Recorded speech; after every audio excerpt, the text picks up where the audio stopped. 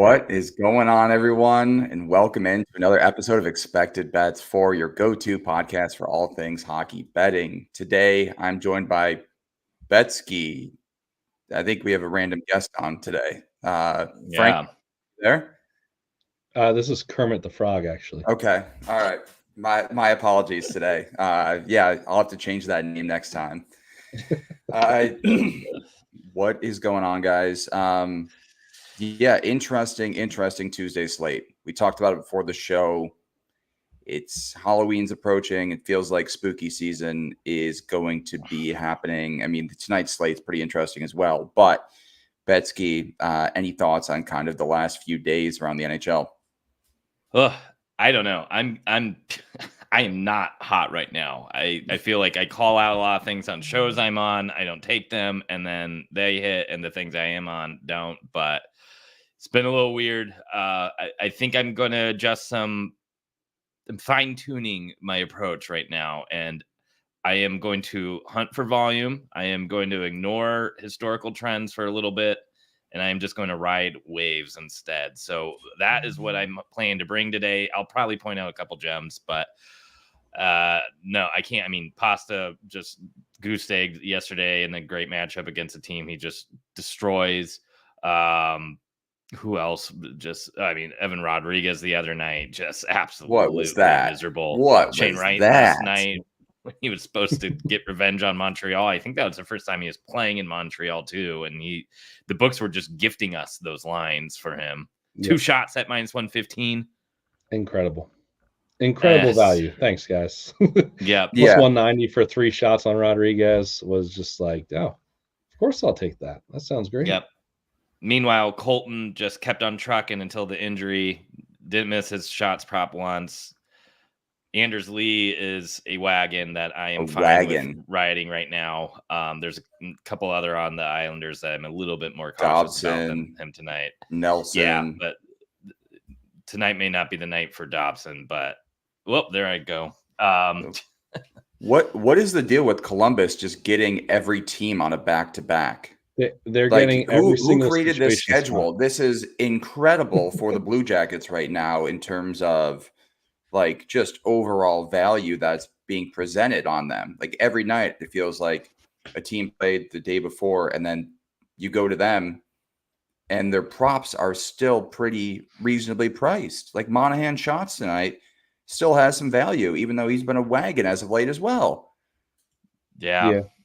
I mean, I feel like they kind of are getting a little bit of help there. It's they've had an unfortunate offseason and the team in general just doesn't look like it should, as far as even losing Jenner is a big player for them too, not to mention Gaudreau, but it feels like they're due for this kind of a little bit. So it's nice to see them getting a little bit of fortune here. I actually noticed Montreal's in like the opposite situation. They've had a ton of like single home games back to the road type of situations. Yes. And they're in that spot last night and they got absolutely slaughtered because that was a single home game after a 3-game road stretch, and then 1 home game and then back on the road again for a few games. So I don't know who's making the schedule, but it's been a little wonky for a few teams.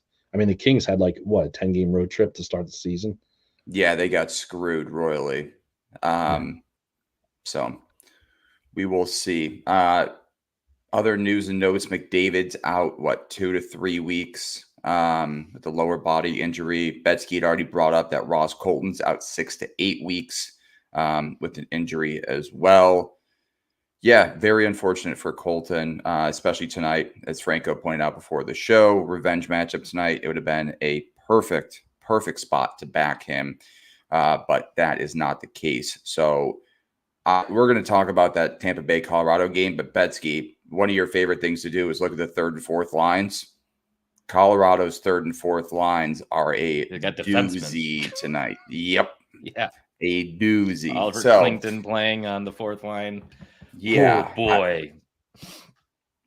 That we'll get to that game in a second, but let's start off with the first game of the night. We have the New York Islanders traveling to Columbus to take on the Blue Jackets. The Islanders are -130 on the money line. Blue Jackets +110. Total set 6.5. Juice to the under at -122. New York played last night, lost to Anaheim 3-1. Played 3 nights before that, lost to Florida 6-3. Islanders, not a great start to the season. We were a little hesitant on them coming in. And then on the opposite side, Columbus has won 2 of the last 3, mainly due to kind of those scheduling, getting those teams on back-to-back spots, which has been ideal for them.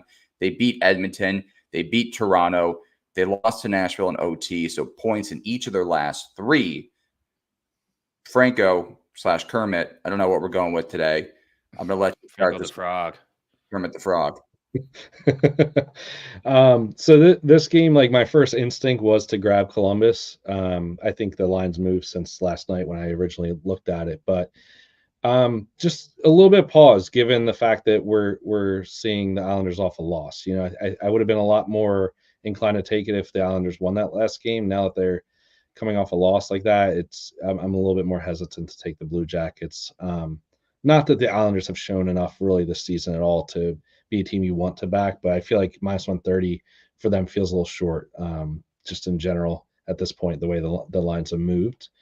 They're not obviously overall getting the scoring we thought they were going to this season. Losing Declare is a big loss for them as far as that goes. So, yeah, I don't know. I feel like there's an over here. I think that's probably like the thing I would side with the most over picking a side. I feel like an over. Merzlikins, I don't know if this is his first game back or second game back since he had his leave of absence. So typically he's a guy you want to fade at home. So I could see goals here in general. That's probably where I would want to go if I'm taking a side, but probably more props if I had to choose this game. This is Merzlikins' second game back. He played versus Edmonton, where he allowed 1 goal on 32 shots. So what was that? That was on the road. That was on the road, right? That's very true. Yes, it was on the road when they played Edmonton. Okay. In their last game. So, Betsky, any looks for you tonight in New York, Columbus? Yeah, so I was saying kind of online, Columbus has been really good about suppressing shots, so I'm not going to play the Islanders too heavy. Nelson stands out that Columbus is weakest to centers. They are very strong against defensemen, and Dobson has always kind of been a home guy for his shots. I know I was just talking about volume, though, so it's definitely something I'm going to monitor and just see if right now, early in the season, it's better just to ride that volume that you're seeing from these players and just expect them to keep going until they eventually fall off. Back-to-back situations don't always scare me when people have such high volume because, if anything, they're more in the groove and the break is what can kill it. So, again, Columbus is very good against defensemen, though, and suppressing their shots. So I'm going to lean off Dobson. I got Anders circled, just kind of seeing how plays come together today. That top line looks so good for Columbus, though. I can't avoid some of the point props there. So Monahan or Marchenko look both great, like you guys mentioned, and Shinnikov looks great as well. Werenski point. I mean, all of these are in like that -150 area, depending on the book. You can even maybe still find some around -135, but it seems like the lines have moved a little bit. But you're getting great value here, even at -150 as like a parlay piece for guys who are hitting 60% or more. Getting good back-to-back games, like you guys mentioned. Varlamov has not been good, so the problem here is digging deeper on Columbus. I don't know how much more I trust those kind of that top line and Werenski. Fantilli has been playing really, really good, though.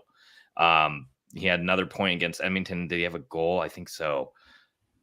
Maybe it was just an assist and a shot, but he's one to kind of keep circled. I don't know if I'm willing to dabble on him right now or in this matchup. I think I want to see a little bit more consistent play from him, but if you're looking for plus money value, Fantilli is starting to really heat up. Don't forget, he was 3rd overall in the historic Bedard draft. He probably would have been a 1st overall pick in several drafts that have come before that and after it too. So, I mean, he was slated to go second too for the longest time before Anaheim picked Carlson, right? Like, so he dropped. And yeah, I think obviously his injury last year impacted a little bit, but I feel like he's starting to kind of get more accustomed to the NHL and picking his play up as well. And it comes with that. He's a bigger guy. He missed a lot of the season last year too. There's a lot of Barkov elements to his game, and Barkov took a little bit of time to really get going. So even if Fantilli doesn't really hit this year, I mean, he's one of those guys that once Columbus really starts to put all the pieces together, I'm really excited about, because mark it down now and find this next season as well. He may be one of those guys that has 70 to 80 points, and you're going to get him at plus money for a quarter of the season. Yeah, if the 2026 Selke market's open, Fantilli's probably not a great bad option to grab right now. I'm not sure what books have that, but yeah, we'll check that out. You mentioned Monahan too. So his point obviously is at minus 140 on DraftKings tonight. That looks pretty good, but his shots have also been fantastic as well.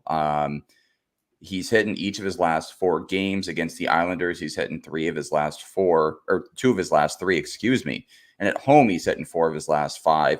I don't mind that spot. New York has historically been pretty good against shots on goal. But if you look at their last few games, 21 versus Anaheim, which is a team that isn't great with shots for, then they allowed 28 to Florida, 30 to the Devils, or 29 to Florida, and 36 to the Devils.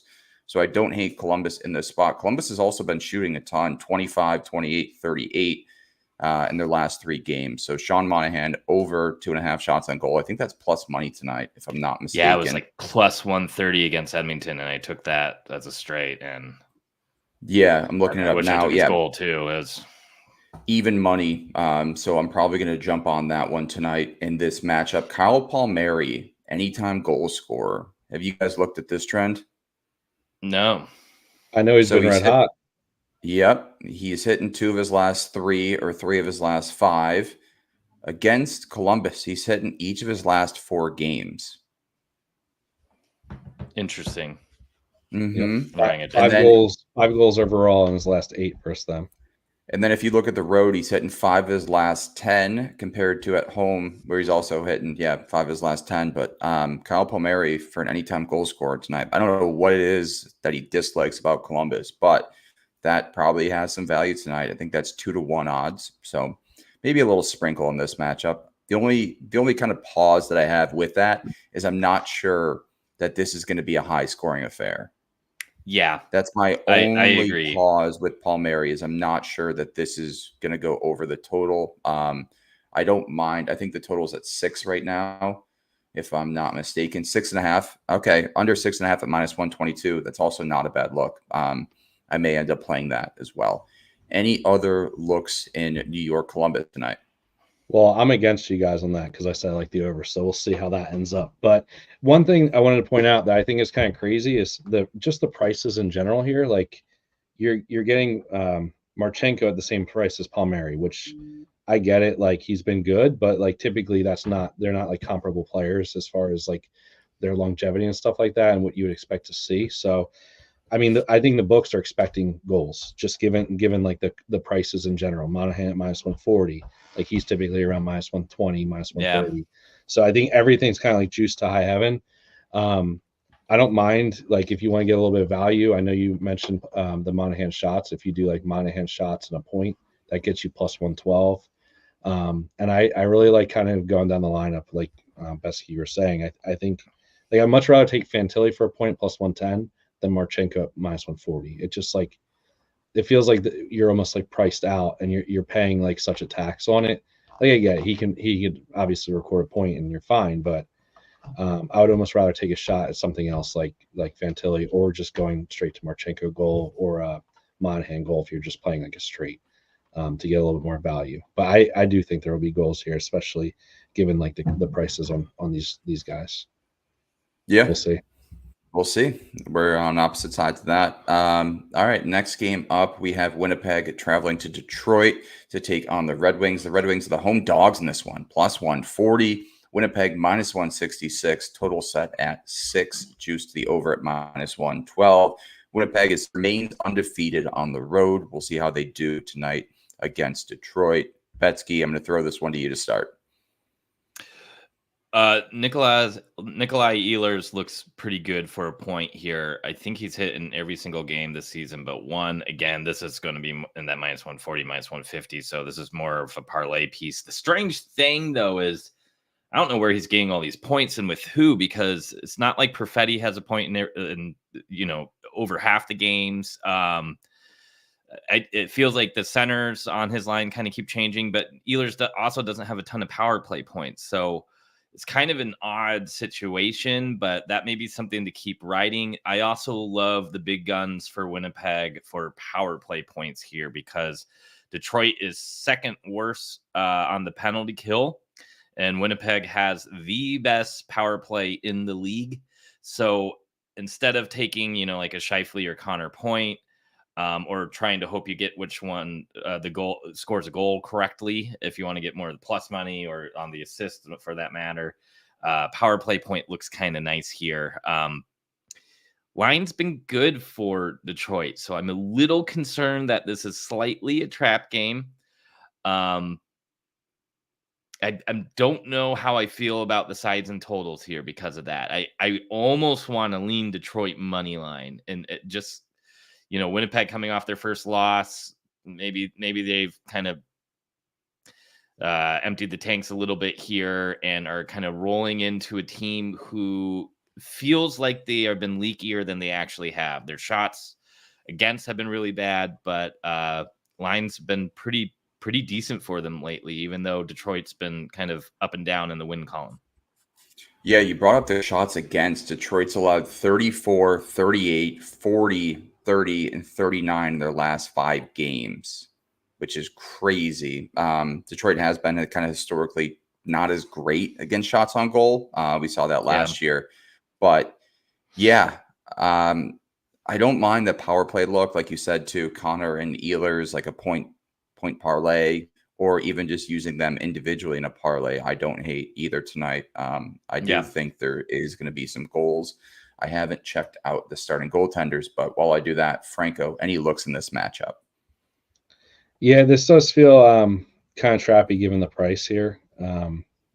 Feels like we should be backing Winnipeg here to get back in the win column, but I guess it's road, and coming off that loss, maybe there's some reasoning for backing Detroit. I don't want to be involved there on a side. I'm looking at Connor assist though as plus 125, kind of like same idea you're saying, Vesky, with just trying to find value where there isn't any. His point is minus 220 or whatever. So plus 125 for his assist. He's been racking them up 5 in his last 3 games. Done decent against Detroit historically as well. So I like that a lot. I feel like Scheifele's been playing damn good as well. He has 4 goals in his last 6 against Detroit as well. So that kind of plays into it a little bit. I was really hoping to be able to get a Niederreiter point. He's been kind of heating up as well, 4 points in his last 3. So I might look at his goal or something like that just to interesting, get a little value there. He also has a pretty good history against them as well, 6 points in his last 7, 4 of those being goals, and averaging almost 3 shots a game in that stretch. So maybe you look at his shot prop as well. That's plus money. I know you guys were talking about Detroit's, giving up a ton of shots. So again, I'm trying to find a little bit of value here. So going a little bit, off the beaten path a little bit. Yeah. The one guy, Pionk, earlier in the day, I think he was around minus 160 for over 1.5 shots on goal. Now he's up to minus 175, which has kind of priced me out of that market. But he's another parlay piece, hitting 6 of his last 7 against Detroit, 2 of his last 4, and he's been a road dog this season so far. So again, that's a parlay piece. I'm not sure if you maybe want to take the alternate at 2.5. He has covered that in 3 of his last 4 as well, and he's been shooting a ton. So just to look, this is a weird game, right? Because you look at this kind of setup here. Winnipeg coming off a loss. Detroit's lost each of their last 2 games, lost to Buffalo and Edmonton, and they haven't played awful, but it feels like they just get behind early and are just kind of like just spinning their feet almost in terms of just trying to gain traction. So Lyon did allow 4 in his last start. Before that, he was better. But again, I know Hellebuck's been doing kind of the 2, and then Comrie will step in for 1. So if that's the case, Hellebuck's going to get the nod tonight. But But if Comrie starts again, that total at 6, I could see this game going over.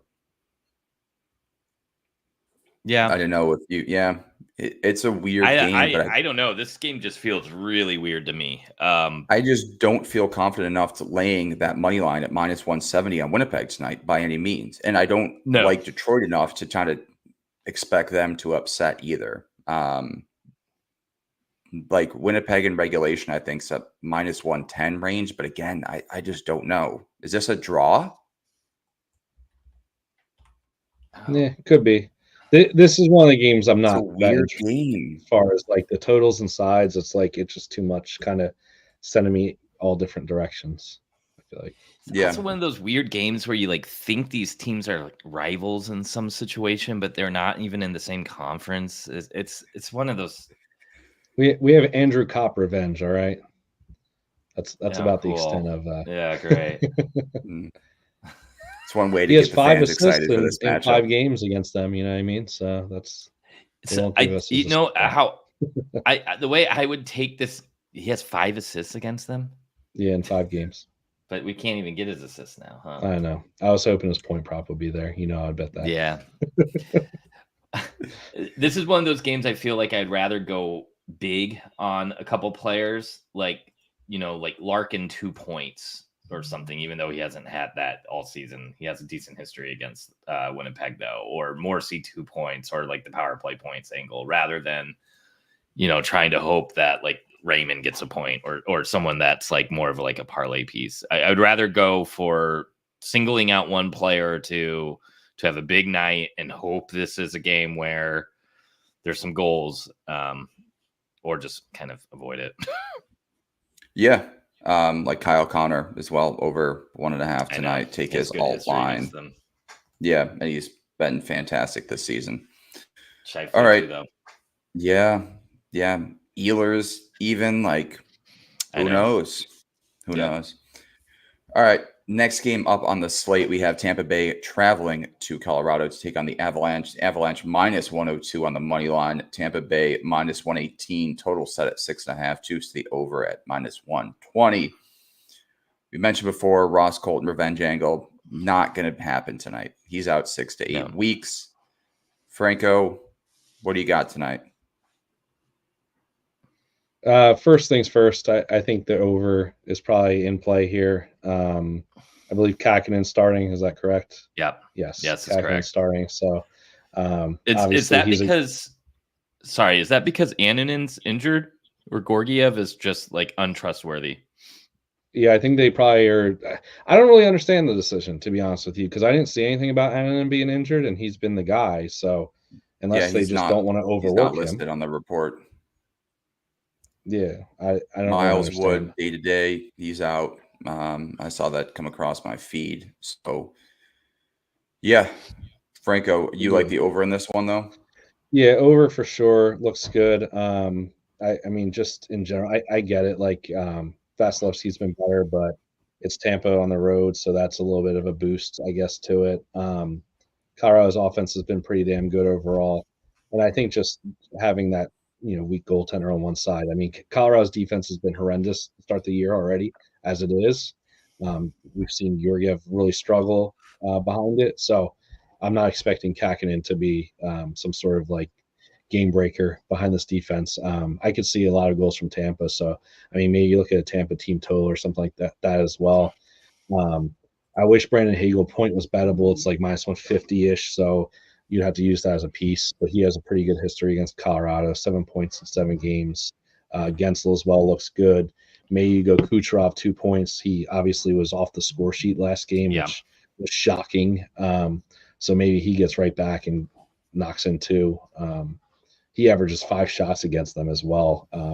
So maybe just Kucherov props in general. But yeah, I just see a lot of goals here. I wish Colton was playing for sure, but that's a little disappointing. So I think we see the big dogs come out. Millstat's been red hot, your boy Gator. So 7 points in his last 3. 7 points in his last 3. Who is this guy? Don't care. I don't know who that guy is. Yeah. Not Casey Millstat. Like you said, every guy who leaves the Sabres just has a great season. Look at Skinner right now. He's playing fantastic too. Yeah. So, I mean, I just think goals like take your props, find your value, and whatever. I think it's all good here. And the thing you guys mentioned about Shillington earlier, stepping in the lineup. Usually, when you see on daily faceoff like a defenseman on the fourth line, that just means they're going to roll 11 forward, 7 defensemen. So they'll be they never play a defenseman on a wing. That's not really what they're doing. They're just going to double shift, probably McKinnon, Rantanen, stuff like that, and just roll 7 defensemen. No, Klington is actually set to play forward. You've read that somewhere? They said that? Yes, it's on Daily Faceoff. Avalanche defenseman Oliver Klington set to play forward as injuries arise. Oh God. Okay. Because they usually do that when a team rolls 7 or 7 defensemen, they put that 7th defenseman in that forward spot. But no, I mean this is how banged up Colorado is because because Miles Wood's out. They shouldn't have sent Richie down because he's back in the CHL and he can't come back up now until like I think there's some weird injury thing, but they must not be there. I mean, we should be looking at Evan Ivan props too with him being on the top line, right? Do they have anything but goal though? Just goal. I mean, just goal, but it's probably worth a sprinkle though. Yeah. Like that's what I wanted to bring up too. Betsky, I know you do a lot of prize picks, and the time on ice is also one of the props they offer here. Yeah. It feels like if you're looking at McKinnon and Rantanen tonight, they're going to run them into the fucking ground. Yes. Like they're going to be out there either every other shift, every third shift. McKinnon and Rantanen on prize picks, their time on ice. I love the over on those. And especially if they get power play opportunities, like it's going to hit with ease, it feels like. Yeah. Because they're not going to put that fourth line out there. They're maybe going to get a shift or two every period, if that.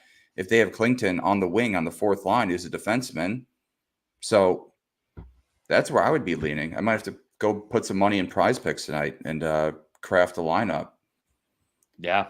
But yeah, I really like that time on ice idea. That's a smart way to abuse prize picks. Sergachev too. Gotta love it. I mean, Sergachev's been playing like 26 plus minutes a game. We'll get to him.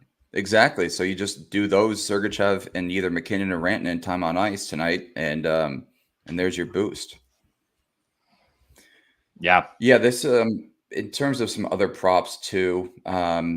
Franco, you had brought up Middlestat. His shots on goals at plus money tonight. He's hitting each of his last 2. He's been firing, and again, it feels like that second line is going to get a ton of time on ice as well. They're going to roll tonight. So I don't mind that. Against Tampa Bay, he doesn't have the greatest history, but again, he was on the Sabres, so you have to factor that into account. And he has taken kind of that second role. He has stepped up into that 2C role, I think, for Colorado, which they hoped he would, and he got paid this offseason, and he's kind of actually becoming the player that they wanted to when they traded him. So I don't mind that. His points unbettable. But are you scared about who he is playing with? But again, so even if his second line right now is what? Middlestat, Kovalenko, and Logan O'Connor. I'm pretty sure that's who he was with last game, though, because Colton was up on the top line. I think Miles Wood was down. Miles Wood was third or fourth line. So that's who he was with last time. And he's still on the top power play. Yeah. Yeah. And who's shooting on that second line? Middlestat. Yeah. That's a good look. Yeah. It's not Kovalenko or O'Connor. Middlestat at plus money tonight. I think it's plus 150 for over 2.5. He's going to be that guy to shoot. So I'm going to add that one to the card right now. I like that. And the same thing we saw with Letang the other night too, over 2.5 plus 150, and it's in a Middlestat plus 135 tonight, and it's gone down. I love that. Monahan and Middlestat shots, and I don't know. Let's keep on going through the slate. I bet you we can find one other plus money one, and I think it's coming up in this next game that we can make a little 3-piece. Nice bangarang out of. Yeah, I really like that Middlestat look. And he's going to get tons of minutes too. We're saying that he's fed ice time tonight. Yeah. They're going to take ice and just put it in his mouth tonight. just feeding him ice time. So Yep. Do you guys have Bahama Bucks, the shaved ice place by you guys? No. no, No. is that a West Coast thing? I don't know. I'll look it up. If we hit our parlay, I'll find a way to send both of you Bahama Bucks to feed you ice. I'll just go to my freezer right now and just start eating ice cubes. No, Bahama Bucks is a whole different thing, man. All right. Nice, So good. nice. Yeah, so the two looks, I think, McKinnon and Rantanen time on ice, and then Middlestat shots on goals. Franco, what did you have in this game? I think I want Kucherov 2 points is probably like my favorite one, I would say, on the Tampa side. I like it. All right. The next game up on the slate here, we have Calgary traveling to Utah to go get some, what is it, Bahama ice? Bahama Bucks. Bahama Bucks. Yeah. I don't think they got one in Pennsylvania, period. It's too damn cold for you guys. Yeah, I mean, it's already freezing here, so I don't think we need more ice in Philly or Boston. But yeah, Utah is the home favorite in this one, minus 125. Calgary plus 105 on the money line, total set at 6, minus 122 to the over. Betsky, this is your team. I will let you start. Well, they picked up Olimata last night for a third-round pick from Detroit. They're just trying to stabilize the blue line any way they possibly can. I think it's a nice pickup. Hopefully he can eat some minutes, play some nice, responsible, boring defense, and help us get the puck out of our end, because that was a brutal way to lose against the Sharks, going up 4-1. Clayton Keller, who is the captain, has been pretty vocal in the press, and I guess held a team meeting after that Sharks game or after the practice yesterday. So give me Keller kind of anything. Gelato Frenchies, which is kind of the cream version of Bahama Bucks. In the comments, mentioned Keller for an anytime goal. I definitely like that. I love his shots. They finally bumped him down from 3.5 to 2.5, which is kind of what he truly is as far as shooter goes. But his volume's great for 2.5. He's always, I think he's at like 5.6 attempts over the course of the season. I believe he is still playing with Gunther and Cooley on the top line now, which is pretty interesting. So I think this hurts Gunther's shots more than it does Keller's. And again, being the captain, I think he needs to kind of step up in this game. I think they are desperate for a win, so I really like the Utah money line as well. This Flames team is starting to slowly kind of come back down to earth. They just got shut out by Vegas, but I'm not worried about that. I think this is a stronger team, even with the defensive injuries that they have right now, as far as Utah goes, than Calgary. I think they desperately want to win, and they have a home game to do it in front of their home crowd. So, yeah, I really like Keller tonight. The other piece here on the Utah side is our boy Sergachev that we were just talking about. He's playing let me find his minutes. He has 26.6, 26.3, 23, 22, 28, 27, 28, 28 minutes in his last 8 games. He is on the ice all the time, and he is finally starting to really rip pucks. So over his last 5 games, he is averaging 6.6 attempts. He has hit his 2.5 line in 4 out of his last 5 games. He has hit his 3.5 line in 3 out of those last 4 games. Calgary are allowing the 6th most shots against, and I think it's like 11th or worse against defensemen, and maybe even be 7th most shots on goal to defensemen. Yeah. So I really, really like Sergachev shots. I don't know if I want to take that as a straight or if we want to do something interesting with it, but that may be one of my favorite plays of the whole night. Yeah, I would agree. I like that as well. So Keller over 2.5 minus 160 tonight. We brought it up on our last show that 3.5 line, he just hates it so much. He always lands on that 3 mark. Yeah. Minus 160. That might be like a bet that I don't hate tonight. I know it's a little bit pricey, but again, like you said, held the team meeting, and you have to expect that as a captain, he's going to respond tonight. Yeah, if you want to find a nice little plus money value on two props that are a little juicy, him and Middlestat point or him and Middlestat like 1.5 shots would be really nice or something like that. You brought up the team meeting. Have the San Jose Sharks caused the most team meetings out of any other team in the NHL? Or is it like Anaheim? Anaheim feels like they've been man. due for a while. I am not terribly surprised that Anaheim's playing well. I mean, a lot of it is coming off of how good Dostal's been, though. But I think San Jose is way more embarrassing. Yeah, San Jose. That's my bet for a team that's caused the most team meetings on the opposite side of things. Especially with the way that happened. I mean, they looked like they had that game in hand in that first period. And it was just like, oh, well, another Sharks loss incoming here. And then to blow it, and that's crazy. Yep. Yeah. Franco, any looks in Calgary, Utah? So the first thing I bet last night was the first period over in this game. It falls in that trend of team coming off a shutout and then coming out the next game having the overs in general. So first period over, I bet that last night minus 130. Still, that number's still hanging around some books, so I like that a lot. If for some reason that doesn't hit, I'll probably come back and double dip and go for the live over. You'll probably be able to get like a 5.5 or whatever if the first period doesn't hit. But that was the first thing I circled. I might go a little wild here and do Keller at 2 points. That's like plus 250. I think again, it's that narrative of him being the captain and wanting to be like, all right, like let's get this going. So I really like the way that line looks and what it is.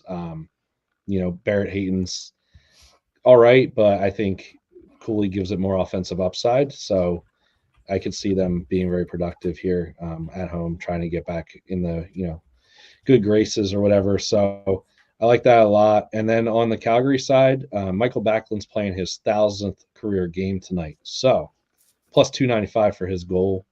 I'm going to grab that. I still don't buy Utah's defense. I think the loss of Dursey is just a lot to take in general. Yeah. I know they brought in Mata, but I mean, I don't really think we rate Mata that highly. I mean, he's a back end type of guy. So maybe Backlund just to get as well. Yeah, it's a get right. Mata's to get Robert Bertuzzo out of the lineup. Yes. I agree with that. That's fine. This is so they allow 3 goals instead of 4 or 5 a night, not to all of a sudden become. But with all that being said, I still think that Calgary can get involved here. So I like both teams being productive here. I like the overs. And yeah, I mean, Backlund playing his 1,000th career game. I mean, his points plus 100. I'm probably going to go just a little more wild with his goal. Ooh, I like that. I don't know. It's a good thing to circle typically those milestone type of games like that. Yeah, I had the over circled in this matchup. I mean, just looking at goaltending, like Ingram's allowed 5 and 3 in his last start. Vejmelka 5 in his last start. Wolf and Vladar have been kind of going every other. Vladar is allowed 5 and 3 in his last starts. Wolf's allowed 4 and 3. The over's at 6 tonight. I expect Utah to come out hot. And again, they haven't been great defensively. While Calgary has slowed down up front, I think they at least put up 2 to 3 tonight. So with the over being set at 6 minus 122, I'm going to take that. Franco, I know you're kind of leaning more on that first period over, but again, I can see this just being a boat race from the start. So I expected this line to be at 6.5, and while it's at 6, it is a little bit worrisome, but I like the over here. And Betsky doing what you said before, Keller over 2.5 and Sergachev over 2.5 again. Feels like a fantastic spot. You look at the shot attempts Calgary's allowed in the last few games, 38, 34, 42, 38. This is going to be a track meet, it feels like. But yeah, I would have to agree. First period, both teams to score is plus 150 as well. I don't mind that either. Because again, I think Calgary gets involved. I don't think this is like a 2-0 first period with Utah leading. I think it could be 1-1, 2-1 type of first period. Can you parlay both teams to score in the first period over 1.5? Oh, never tried that. I mean, I think that's just gonna get rid of that over 1.5 leg because like you need. Yeah, it's true. It's the same thing. Yeah, it's the same thing. Yeah, I'm not gonna let you do it. But plus 150 is pretty good value against shop. I You would might agree. find something better. What's the over 1.5 at? Minus First period. 130. Okay. All right. I like both those. Next game up, we have the Kings taking on the Golden Knights. The Kings are the home dog in this one, plus 110. Total set at 6, minus 118 to the over. Franco, I'll start with you in this one. Any looks between Vegas and LA? This feels like a trap. Yeah. I mean, Vegas at minus. It's moved. It's been moving, man. I saw them at minus 130, minus 135 last night. Maybe it's minus 120 now for Vegas. I mean, this is a trap on top of trap type of game here. I don't like the Kings. I don't think they're a good team. So in a normal scenario, I would want to be backing Vegas here, but that line movement and that price is just giving me a massive pause here. Yeah, I don't know. I don't like it. I feel like having Vegas bettable here, especially after that. You know, we have the kind of rapid revenge, right? They smoked them that last game. What was it, 5-1? So yeah, sidewise, I'm kind of off it. Yep, Here 6-1. 6-1. Yeah. So Yeah. I mean, the if I Frozen can Frenzy, still, shit show. yeah. So I don't know. I mean, Hurdle looks fantastic against LA. 15 points on 11 games played. We Yeah, he had him does. circled last time. So I don't know. I just worry, man. Like I feel like you're getting value when you shouldn't be able to get value here. So I'm really kind of tentative about it in general. So if I can get that Stone Eichel parlay again at a bettable number, I'll probably go back to that. We'll see if Fiala's back in. I would like to probably back his props given the situation going on there. We kind of talked about it, in our group text about how he was benched the last game and then he was scratched again, or benched at the end of the third period or whatever, the one game, and then he was scratched the next game. So usually that's the type of situation where a player responds. So might look there as well. Hurdle's bettable too, man. Minus 115 for a point. I know. How is that? Fiala is in. Fiala's in. Okay, so I mean his props aren't available yet, but check back probably in a little bit. Maybe they'll pop. Wait. I mean, They are available on a power play unit. He's not. No. He's in the doggy house. Yeah. Wow. maybe that changes as the game goes on, but right I mean, now, San Jose losing to San Jose. I mean, you have to come out and win this game if you're LA. Like Team meeting. fans or bust, right? Like I don't know. It's just I don't know. I don't trust LA though. I don't trust feel them. a lot better. Yeah, I feel a lot better about Utah coming out and losing to San Jose and winning their next game against Calgary rather than LA against Vegas, especially on a back-to-back too. It's just. And I get the angle of like backing Fiala after, so he's going to be put in the lineup tonight after he's been kind of in the doghouse and is still there. But how much ice time is he actually going to get? He's playing with Denal, so on 5-on-5, he should be getting a good amount of ice time. So then do you look at his shots? I mean, against Utah, he had one shot on goal on one attempt. Versus San Jose, he had 2 on 4 attempts. Vegas, he had 0 on 5 attempts. So he's been I would say yes. Just so given over 2.5 minus 110. But it's one of those situations where it doesn't make sense because you're not getting like we've been saying it, right? Shit that makes sense isn't hitting right now, right? So this is like the perfect scenario of it doesn't make sense. Like you're playing against a stingy Vegas team where he shouldn't be hitting, and of course he's going to come out and have like 3 in the first period, and we're just going to be laughing afterwards. I don't know, man. You know what I mean? I know. I get it. He hasn't been good this year, but I don't know. Yeah. Betsky, did you have any looks in this one? We'll have to check back in. I'm going to go on the no. I'm not going to take his under, but I'm going to say this is a player that's pissed and he missed a team meeting apparently. Now he's not on the top power play unit. This could be one of those situations where he drags his feet. So I'm going to say we got a Moody Fiala whose feelings are hurt, and we are not going to see the best of him tonight. I could be totally wrong about here, and I think we got a coin toss, but I'm going to say no, and it's partially because I hate the Kings. That hurdle point is. Did he take PLD's old locker? Is it like the ghost of PLD, like on his shoulder, like mess up He team taught chemistry? everybody. Ooh. He taught everybody how to play, be a good teammate on this team, and now it's just stuck on here. Like they have, like I know the Sabres have like a Lindy Ruff jacket they pass out. The Sharks have like a football helmet. They have like PLD's old jersey that they just pass around for like person who just absolutely did nothing on the ice. And here you go. Here's your signed PLD jersey. Yeah. You ate mirror. Yeah, you chewed up ice time tonight and our dash 2. Here you go. You got this one.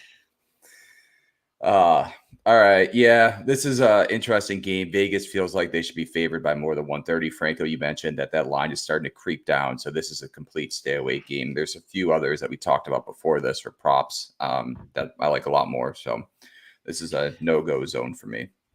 Yeah. I really want to get Brandt Clark props. I'd love to get Fogle shots. Turcotte's been playing really well for the Kings. Like, to me, this lineup is opening up and we're getting depth scoring from them, and where it's just completely unavailable. I mean, their bottom 9 looks really good. Like, Trevor Lewis has been a productive player for a while. Akil Thomas is kind of showing up. I know he had a goal the other night. Brandt Clark, again, taking the Doughty role, and he's been playing really well for them. He's a very creative defenseman. He's very good on that power play. He's one of the most interesting users of time and space I've seen in a long time on the blue line. There's like shades of like, he's like less of a puck mover than Yandel, but man, he's got like this really like elusiveness for a bigger guy. So Yandel's like not the correct player here at all. I guess maybe there's a little Montour to him or something. I don't know. Just pay attention to him. Fun player to watch. But I was just checking. I can't find any of those guys as props anywhere, but hopefully we get them soon because this scoring is not very top heavy anymore. More reason not to take Kings props. Yeah. All right. Last game for tonight. We have the Hughes brothers reunion in Vancouver. We got Quinn, Jack, and Luke. Vancouver is the home favorite, minus 115. Total set at 6.5. Juice the over at minus 118. Betsky, I'm going back to you for this one. Any looks here? Yeah, I'm going straight back to Quinn. He got us for Carolina, 6 shots on 10 attempts. In his so far this season, he is averaging 9.1 shot attempts per game. He's hit in 6 straight. Last season, he hit 7 straight near the beginning of the year in 10 of his first 12 games. I think we are seeing this Quinn right now. And of course, he has his playing his brother's team, but he wasn't much of a shooter until last season. So if you throw out everything before last season, he hit in 2 of the 3 games he played against Jersey in the 23-24 season. And I'm sorry, he split last year and then he hit the one in February of 2023. So going back 2 seasons there. But again, I said I want to chase volume, and this is that. I know Jersey's a little bit tougher against shots, but I'm just not worried about this type of volume. There's no back-to-back situation here like Dobson has. And I do think Jersey is actually their 11th worst defenseman. So this isn't like Columbus where they are just smothering the defensemen and barely giving them any opportunities. So really nice setup for Quinn to just keep on rolling. Once that falls off, I am going to be off that bandwagon for a bit because last year he never seemed to be able to pick it back up. But following volume, he has the volume. Yeah, you got to figure parents are going to be in the stands. Don't want to disappoint them. So Quinn's going to come out firing. And yeah, you mentioned his shot attempts 10, 6, 10, 8, 14, 10. Will you almost ladder him tonight? I keep on getting burned, so no. But okay. Go for it. I was going to say, you guys have fun. 3, 5, 4, 9. Shoot, yeah, that does look good. At least maybe to 4. Who would you ladder him with if you had to pick? Both Hughes? Do a Hughes ladder? I'm not allowed to bet Jack Hughes, so I'll stay on. Oh, yeah. You guys cash with him. Who would you ladder him with? Keller? He's just so rarely gets over. Yeah, he Oh, doesn't that's get true. the Yeah, he doesn't go over that airtime. three. That's a good point. Yeah. I mean, McKinnon Maybe. has not been trustworthy. Maybe Kucherov. Yeah. I don't think you need to ladder him with anyone though. I think you just do him up to just you solo just move him ladder up to like well, 4. totally, but and you this kind of was- just stay this was there. for all of the. If This you- was if for you all wanted to the get true crazy. degens watching, Yeah. like you two. The lotto parlay. Yeah. Yeah, the ones who just don't like money but love fun. I think. Listen, Kucherov's I away get it. 'cause- That parlays are very fun. Looking at Quinn, so you can get his over 2.5 at -135, like we mentioned. 4 is at +175, and 5 is at +425. I would almost go up to 5 tonight to try to get that +425. I think that's where it becomes worth it.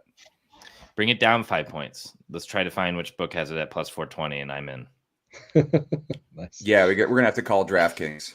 Say, hey, This will get the way you gotta put take- the you bet gotta in take now, 5 cents off and that, then yeah. hopefully viewers put it in. Let's get this down so I can ride. Yeah, there you go. Juice it down. Yeah, winners. There you go. Jack at 5, Quinn at 4. Yep. So Jack Same has game great parlay. history in these matchups. I wish the volume was there, but it may not matter. So Yeah, Quinn it's at the 4. situation, right? Yeah. Yep. Franco, any looks for you in this one? I have a few. I think the overs in play here, just in general. If you're taking like a side or total, I think the over looks good. To go a little bit out of the Hughes, markets here just for a little bit, I like JT Miller assists -110, 10 assists in 6 games played against them. Clearly loves dishing the puck. 4 in his last 3 overall. So I like that a lot. And you're getting value. It feels like really good value on a guy like JT Miller who can any given night he can record 2 points. I don't mind his 2-point prop as well, given that those numbers, 13 points total in those 6 games against them.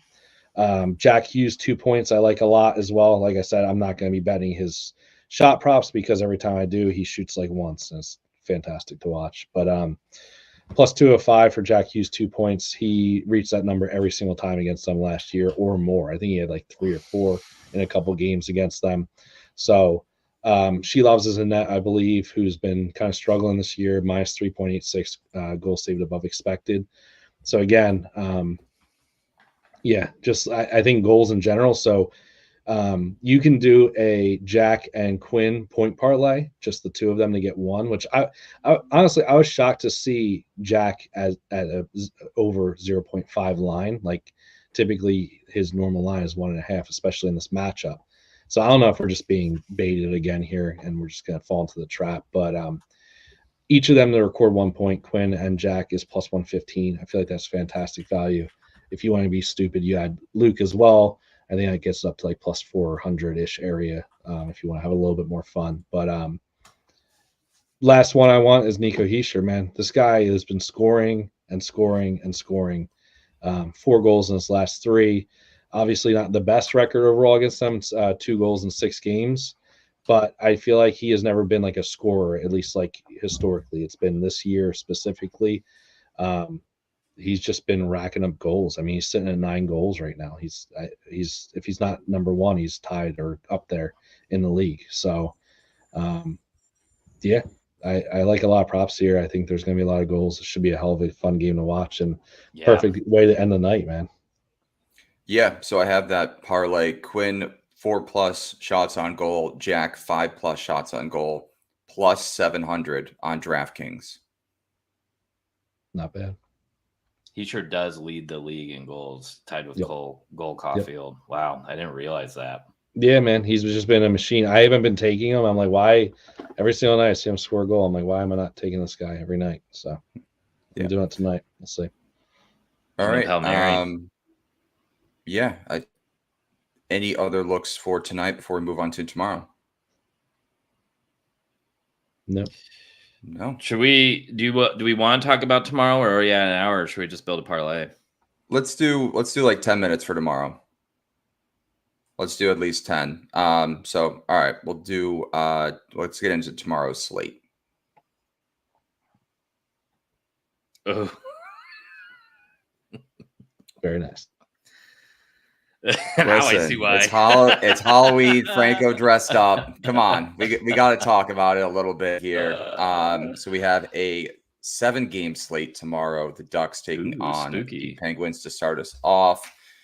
Just kind of circling a few things in that one. Let's start with that. Letang shots on goal continues to roll there. Troy Terry Point continues to be a wagon. Pittsburgh's on a 6-game losing streak. We talked about them to start the year that we didn't expect much, and here we are.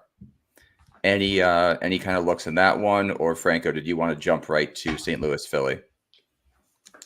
I got one. I like that Letang. I like that Letang look. I think that was insane value yesterday. That plus 150. Yeah. I think Anaheim's still a team to target. I think Pittsburgh's going to want to kind of get their offense going. So I like him to kind of stay involved there. Historically, this team has been very productive against Anaheim. Carlson, 11 points in 7 games. I know he's been ice cold, but this is that time for the Pittsburgh offense to get going against Anaheim. I know that Dostal's been good, but we'll see who's in that tomorrow. Yep. Someone just asked for a recap, and I commented back, but we will do our recap in about 5 minutes after we just kind of go through today's slate or tomorrow's slate. And Positive Panting, check us out and subscribe to us on YouTube because all the shows are posted there, so you can just go through it again afterwards. Yep. Besky, any looks? You said you had one? Leo Carlson goal looks really good. I mean, he has been cruising.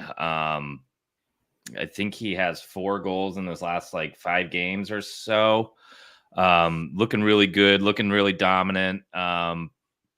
Pittsburgh's just incapable of stopping anything. So I want to look at that top line for the Ducks. I need to dig a little bit here. It seems like I'm missing out on some value with the Ducks props right now, especially on the point side, because it seems like they're pretty capable of putting up at least 3. Seems like they're pretty capable of getting it up and down the lineup. So that means they're getting Carlson with I forget who he's playing with. I know Cutter's up there at the top, but and then Troy Terry's been really hot with McTavish, and then Zegras has not been as hot, but maybe he'll start warming up too. So yeah, I'm going to kind of dig around there and see if there's any angles I like, but Leo Carlson goal really stands out, or you can play it safer and take his point. That total at Anaheim, Pittsburgh's at 6 right now, minus 125. That feels like it's going to move by tomorrow to get up to that 6.5 range. So I don't hate grabbing that early for anyone listening. I'll probably be on that tomorrow, depending on the goaltender matchup. But if you like the over? The over at 6. Even with Dostal plays. Yes. Okay. I think it's going to move to 6.5. Who's scoring on Pittsburgh? Raquel. Raquel's been pretty good as of late. Raquel revenge. That's a revenge angle. Nice. Yeah, he's at 5 points in his last 5 games, 3 goals, 2 assists. Yeah, he's been productive. Yep. Not everybody has, but he's been good. Malkin's been a ghost. Yeah, it's a nice pun. That was spooky. The other game, Seattle, Toronto, kind of jumping ahead here. Both these teams have struggled as of late, losing 3 of their last 4. Matthews shots on goal, Tavares shots on goal have been pretty good as of late. So depending on that matchup, I'll probably look to those for those two. Beniers has been good. McCann's been good for points. Any looks for you guys in that matchup? McCann's a former Leaf, right? Is he a former Leaf? He's Pittsburgh. I thought he was there. Maybe I'm mixing up. Yeah, he has a great history against them, though. So I don't. He's got 12 mind points in his last 7 overall. Yeah, he has 4 goals in his last 6 versus them as well. Montour has 6 goals in his last 10 against them. He's coming off a hat trick that last game. So there should be some nice value on that Seattle side. I know probably most people are going to look towards Toronto, but Seattle's kind of sneaky, man.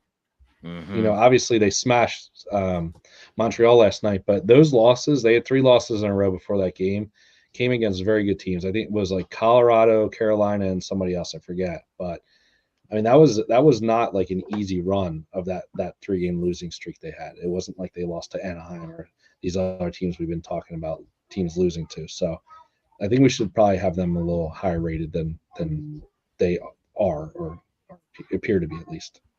Yeah. Is Ovechkin anytime goal scorer? Just continue. He was starting to get hot. I don't know his history against Montreal. Franco, did you have that? I don't think it matters with how bad. Please hold. I'll check. That's true. That. Yeah, I mean, what did he have? He had 2 goals last game, so I mean, yep. He finally. It's funny. Me and my buddy were saying, "Oh man, like he's just toast right now before that Rangers game. He's not going to score. The dude's like he's cooked. He scores 2 goals in the first like minute of the game. I know. we're just both dying, cracking up. 5 goals in his last 8 against them. 7 assists as well. Averaging 4.25 shots per game in those 8. So firing, scoring, and assisting. So yeah, maybe you go his 2 points or something, or his goal. Strome looks fantastic in that matchup as well. Yep. 11 points his last 8. Kirby Doc too, 4 points his last 4. Slavkovsky, Matheson, Suzuki, all averaging over a point per game in their last 5 as well, depending on the price. Look at those. You know who also does well against Montreal? Our boy, PLD. Oh, God. 8 points in 6 games, 3.16 shots per game in that. This is one of those teams that he hates. Well, he's from I forget there. Why. Is it because he's from there? I thought it was maybe like a draft thing. Luc or something Dubois. like yeah, well, whatever. It is spooky. It's spooky. It's Halloween, That's a spooky bet. He's doing Taking it. What's spooky in French? Okay. Also, McCann is from McCann did play on Toronto.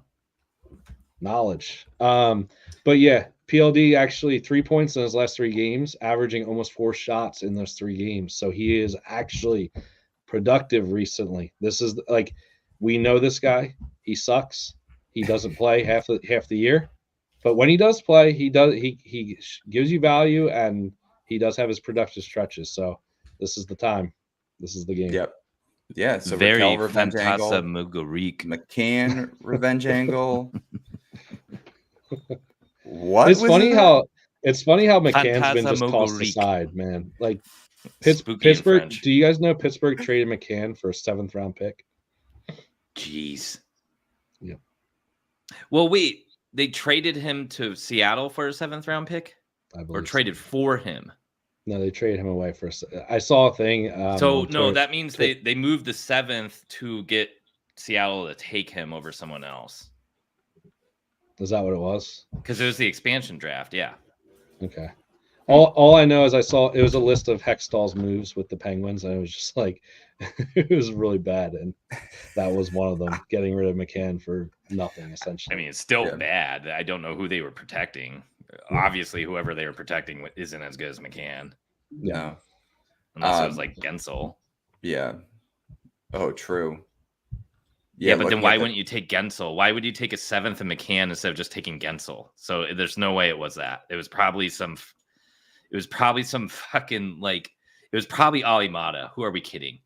It was probably no one said that Hextall was a great GM. They saved for a 7th.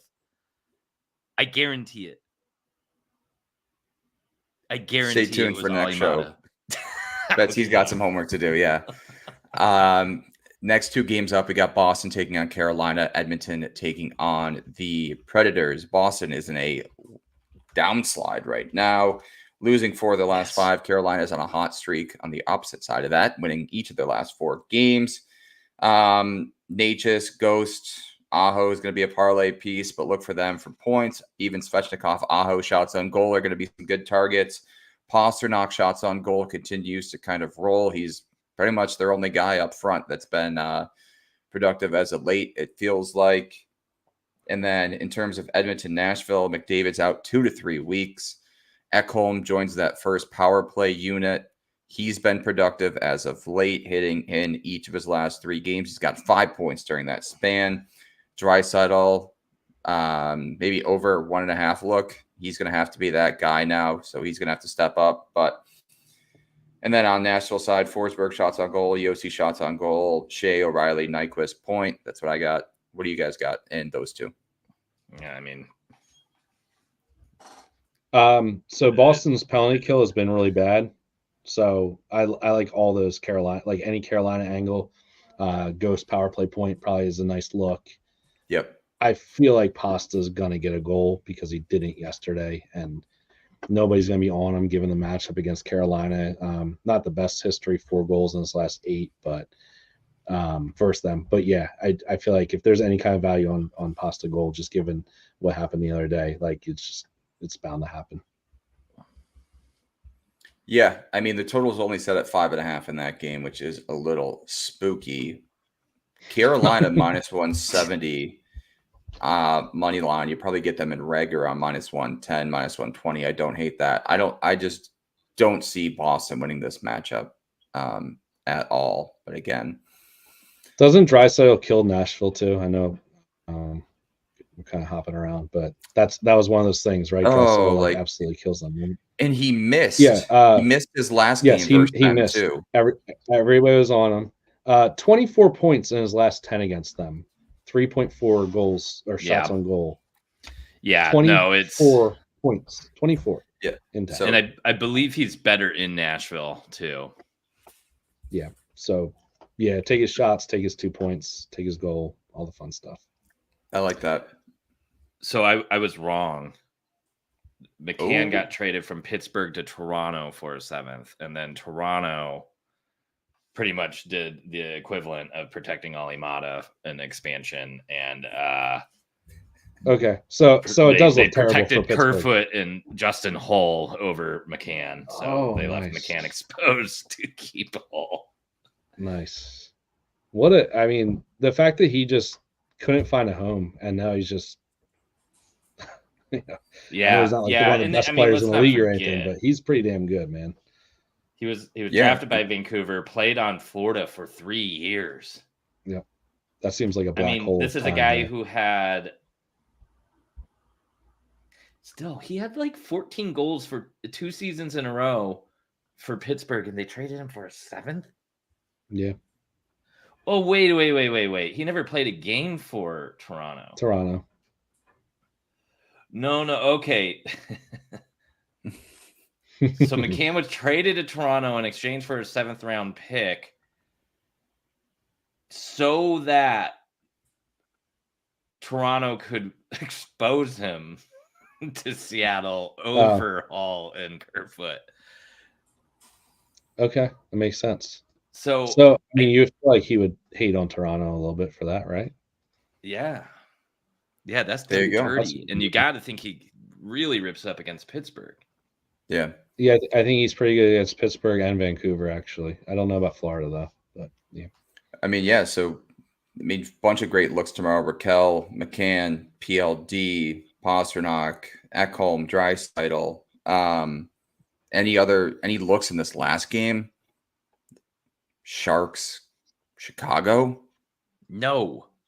Yes, I feel like that was the response I wanted. That was the response. Toffoli shots on goal, maybe. Who cares? No, pretty good. There's so many better games. Stop it. I love it. Yeah. Wait. Seth Jones shots. I bet you Seth Jones shots. He's not. That's got to be good, right? Yeah. Maybe, I just feel like against San Jose. All right, I'm writing it down. Yeah. But yeah, you have to bet this game. Blow that game off the map. Yeah, they're forcing you to bet this game. No, they're Imagine not. if this was like a standalone or like one of the 2 weeks ago. If it was one of the 3 game slates. This is one of. Yeah. Yeah. Blackhawks puck line. Plus 164.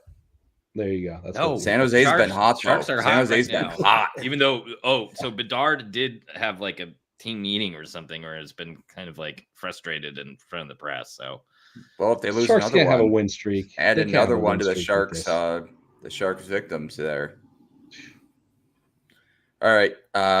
Recapping for tonight. We liked a lot of guys, but in terms of the parlay, let's just put that together right now. we had a few guys circled for plus money. We had Monahan, Middlestat, and Sergachev. Is that what we're thinking?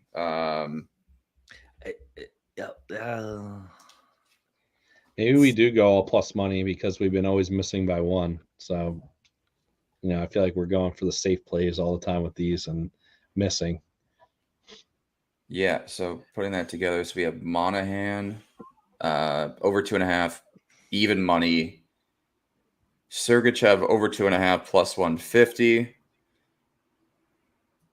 And then Middlestat over 2.5 as well, plus 135. And that gets us out to plus 1,075. Yeah. Yeah. Let's have some fun, right? Screw it. Spooky season. Fantastica Mega. Jeez, I forgot it. Yep, and then we will post all of our plays individually as well. We'll retweet them on our timeline, so be sure to check that out. And if you kind of want more of a detailed analysis on that, you can listen to the show. Don't forget to subscribe for us on YouTube as well. Totally helps us gain some traction and get in front of your faces, and that way you don't forget when we stream that it'll pop up on your timeline or your feed. Yep. And thank you again to our sponsors, Game Time and DraftKings. If you are going to a game or any live event in the next few weeks, be sure to check out Game Time. You can get $20 off your first purchase using promo code THPN. And then again, if you are a new customer at DraftKings, you bet just $5, you get $200 of bonus bets. So 2 great offers from our 2 wonderful sponsors. We appreciate Evan for listening, guys. Anything else to add? Been a pretty productive show. It feels like we got a bunch of great looks. Yeah, let's have a big night tonight, guys. Let's close out the month strong. I like it. All right. We appreciate Evan for listening, and we will see you guys Friday for our happy hour stream. So tune in then.